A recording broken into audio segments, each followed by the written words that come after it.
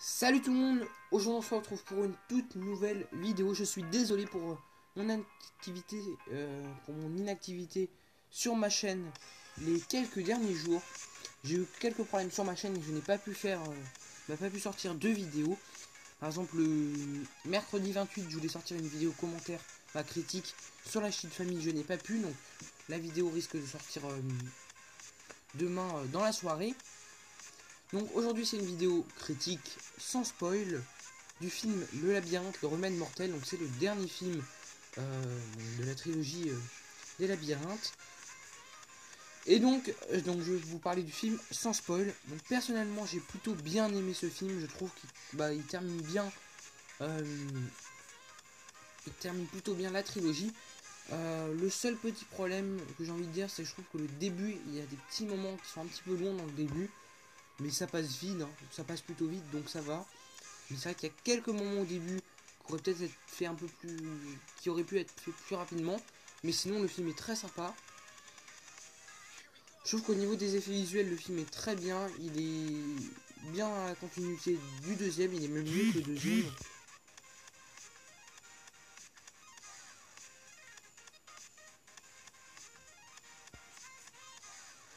Donc moi personnellement, je vous conseille ce film. Je trouve qu'il est quand même très intéressant. Et puis si vous avez vu les deux premiers, il faut voir ce film parce que pour bien terminer la trilogie.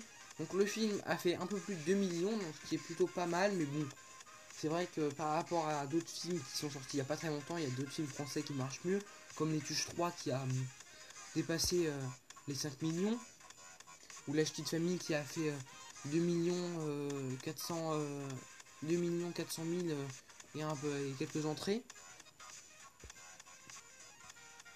en une semaine. C'est vrai que je trouve que le film se déroule plutôt bien, l'histoire est assez prenante. Donc je vous conseille vraiment de voir ce film si vous ne l'avez pas vu.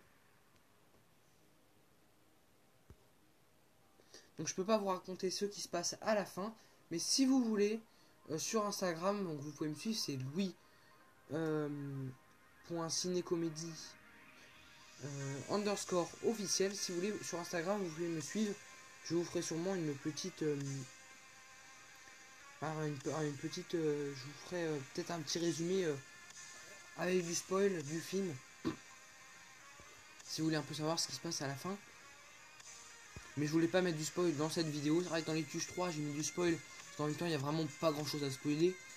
Donc voilà. Mais c'est vrai que dans ce film là je préfère pas spoiler parce que il se passe quand même pas mal de choses.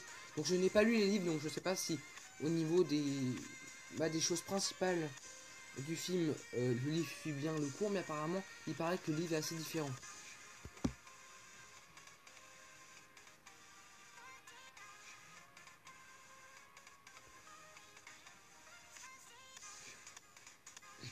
Donc je vous conseille très sincèrement ce film si vous ne l'avez pas vu. Et si jamais dans votre ville ils font un marathon, si vous aimez bien ce genre de film, n'hésitez pas à faire le marathon. Donc allez voir les trois films en même temps. Si vous ne connaissez pas ni le 1 ni le 2, ça peut être sympa, mais après il faut... C'est vraiment si vous aimez ce genre de film parce que sinon vous allez vous ennuyer.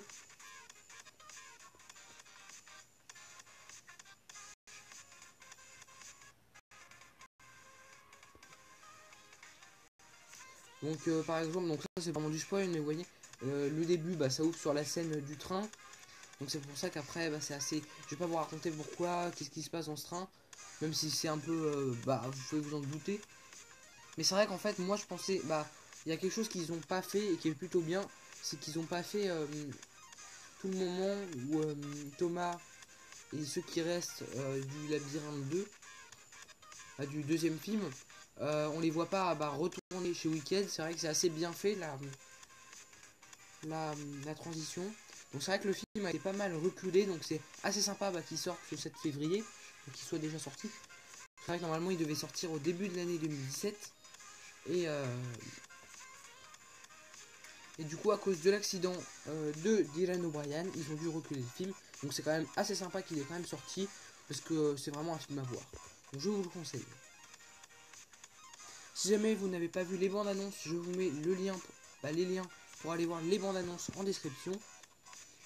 Je vous mettrai aussi le lien de mon Instagram.